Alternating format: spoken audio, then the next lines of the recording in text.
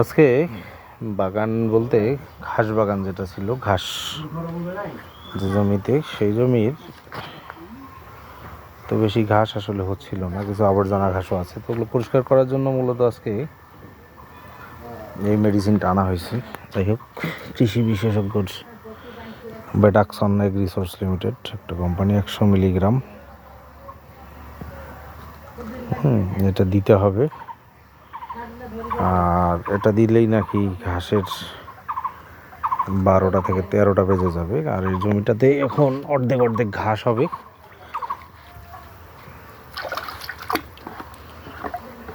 লবণ দিয়ে দিতে বলছে, এর আগে তো আমি এমনিতে দিছিলাম।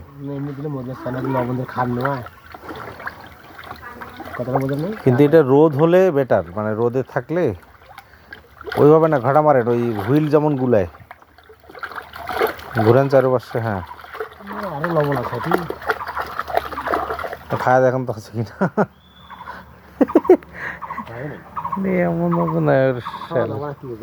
আমার মনে হয় ড্রামে দিয়ে ওটা পেইন্ট করলে ভালো হতো না, ওখানে ঘাটা দিতে হবে বলছে।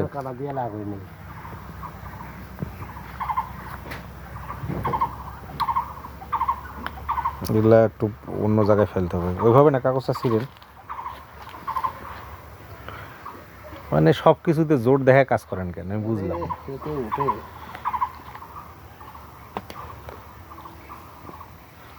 ফুটা বেরিয়েছে না, ওই জায়গায় একটু হাত দেন, এখন ফুটা করেন, ওই যেটা বেরিয়েছে। হ্যাঁ,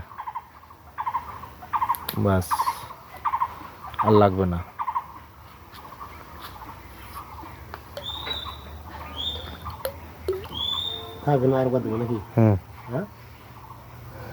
আরেকবার মানে নেক্সট আরেক ড্রাম হবে, আপনি ওটা দিলেই হবে, কম হলেও হবে, মানে ওটা জমি চাষ করার পরে আরেকবার দিতে হবে।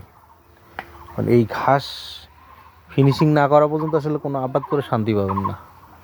ও পাকাগুলো আনছিস সব? ওই যে দোকান খড়ি আছে না, খড়িগুলো, খড়ি পাতাগুলো গোড়ার গোড়ার মাঠ শকশকা তো হ্যাঁ, তো কি ইনশাআল্লাহ রে। কারে দিয়ে কি করছেন? হ্যাঁ হয়েছে, রাখেন নিচে, রাখেন নিচে রাখেন না, ওখানে থাকবে, কেউ নিবে না আপাতত। আরে ওটা রাখেন না বাঁশের।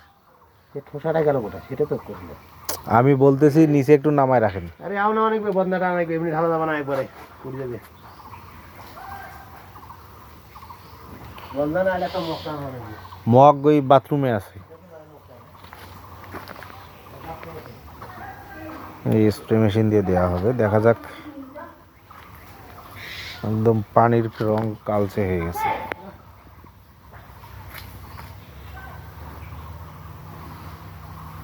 এবারে যে নতুন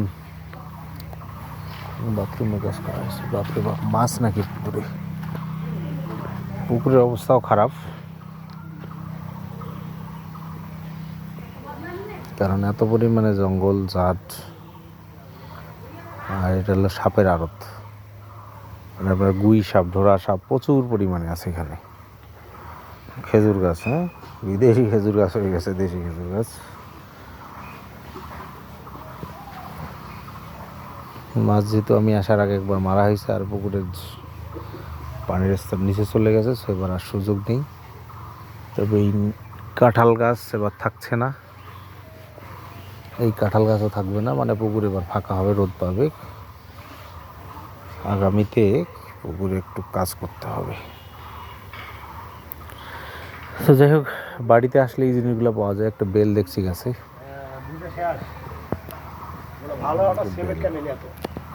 কি মাটি নয়,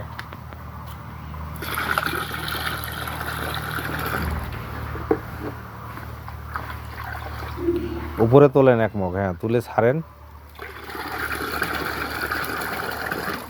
কালারটা হেবি সুন্দর হয়েছে না?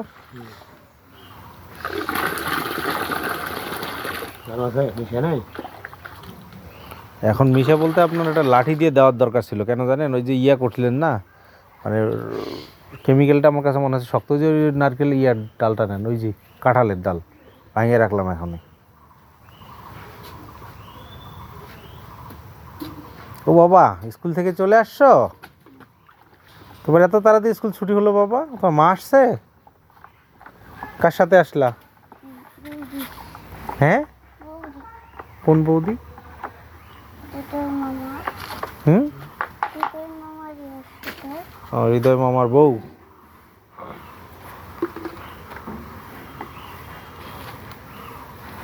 এটা না পারলে বলেন, আমি নিয়ে যাচ্ছি। সাবধান, কোমর বাঁকায় হাজার। বাবা তুমি ওদিক যাও, এটা কেমিক্যাল আছে। ওদিকে যাও না, ওদিকে যাও, ওদিকে।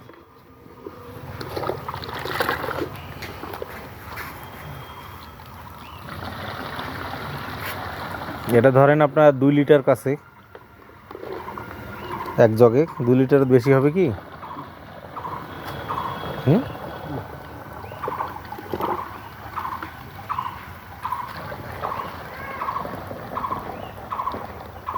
বাবা তুমি ড্রেস চেঞ্জ করো, যাও ড্রেস চেঞ্জ করে আসো। এভাবে যাবা? কই যাবা?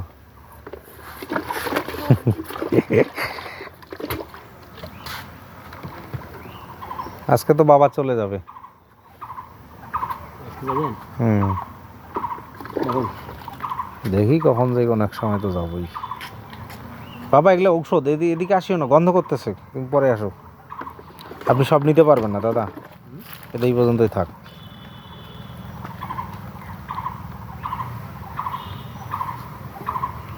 বেশি হবে, এগুলো নিতে পারবেন না। ও যায় না, যে গন্ধ করতেছে, তুমি যাও।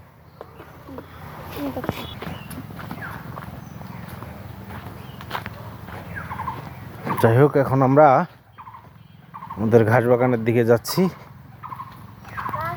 কারণ এবার মোটামুটি 2 মাস 1 মাস,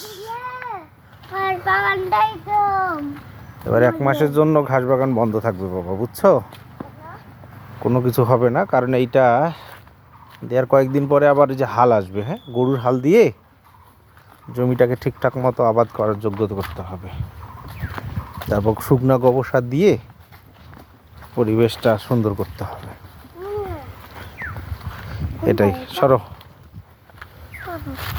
এই যে এই জায়গাটা পরিষ্কার করা হয়েছে। তুমি ওদিক যাইও না, তুমি বের হও জমি থেকে। এই জমিটা স্প্রে করবে এখন।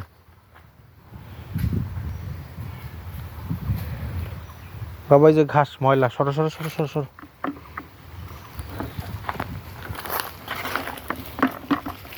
বাগানের মধ্যে আসলে বাগান নাই। এর অর্ধেকটা জমি এবার হবে কি জানো, ঘাস, আর অর্ধেকটাই হবে হলো আবাদযোগ্য সবজি চাষ। হ্যাঁ, এটা করা হবে।